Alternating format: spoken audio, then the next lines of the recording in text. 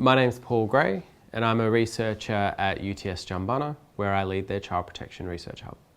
Okay, so what is your relationship to the Working Together books? I've relied on the Working Together book a couple of times, fairly consistently since it was released in 2014.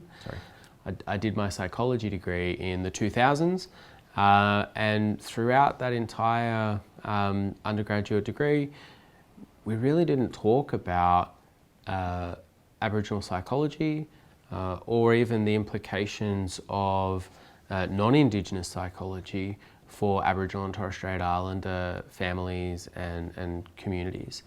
And so it wasn't really, for me, in my space, working in child welfare, it really wasn't until that period of time around the book that we were able to really start engaging with these ideas about what, or that we were able to start engaging with these ideas about the implications of psychology for Aboriginal and Torres Strait Islander communities and how best to understand and respond to their needs. And do you use the book in your current role? I regularly access the book online and look at specific chapters. I think everyone's well aware of the social and emotional wellbeing model that I think in many ways kind of made its big debut in the book.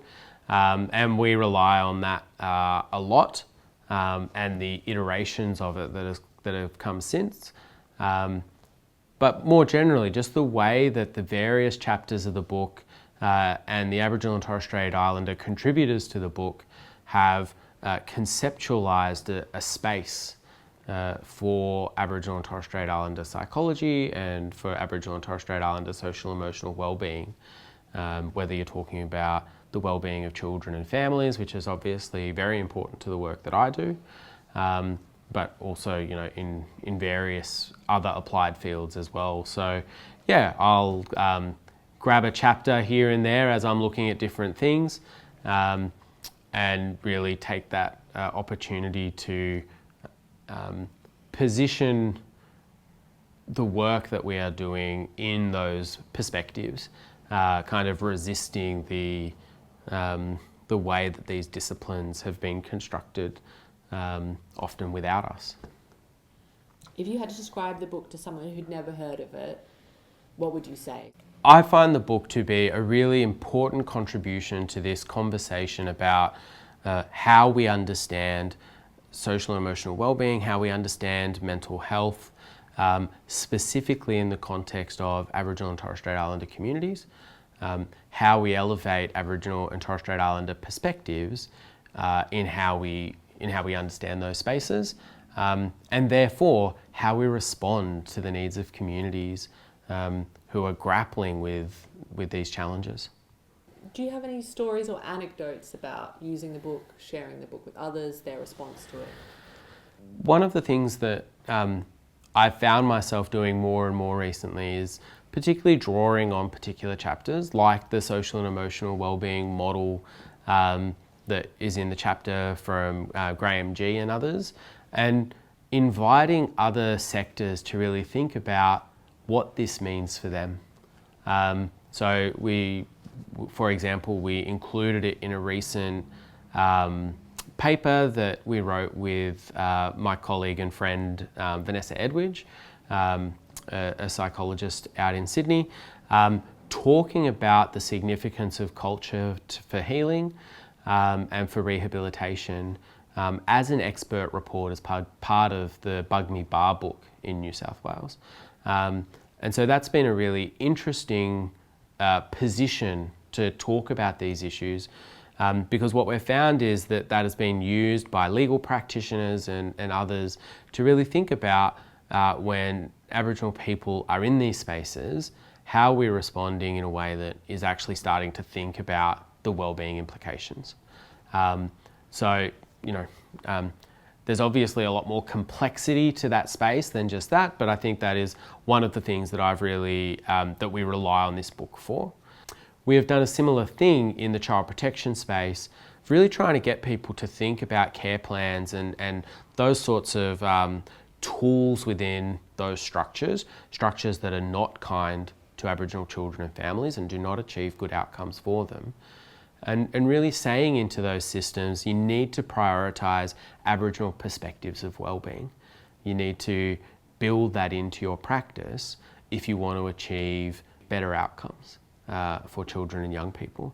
And so in talking to some child protection practitioners, we remodel their very system-centric plans that often talk about things like legal orders and that sort of stuff. And instead invited them to think about, how does what we're doing reinforce this child's connection to their family? How are the steps we are taking reinforce this child's connection to their kin and their community? How does it safeguard and promote their relationship, their connection to their country, to their culture, to spirituality, to how they understand themselves and their place in the world?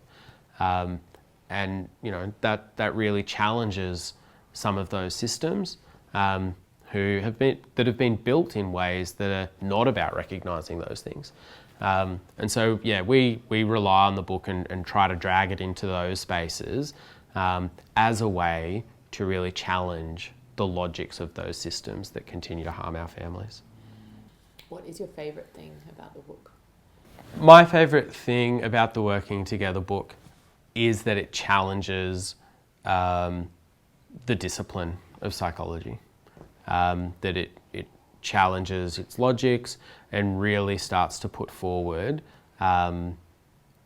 Aboriginal and Torres Strait Islander perspectives talking back to those disciplines, which are really important for elevating Aboriginal perspectives, but also in making clear and shining a light on the cultural assumptions that are already baked into those disciplines.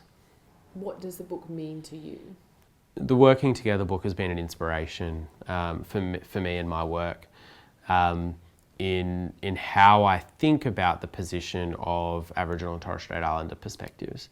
I think it's really easy in these disciplines to be drawn into the logic of those disciplines, and so this book and other scholarship that has emerged around it and been inspired by it, emerged alongside it, keep reminding us of that need to reflect and pause and consider the way that, or to make sure that we are elevating Aboriginal and Torres Strait Islander perspectives within these spaces as part of delivering better outcomes for communities that we serve.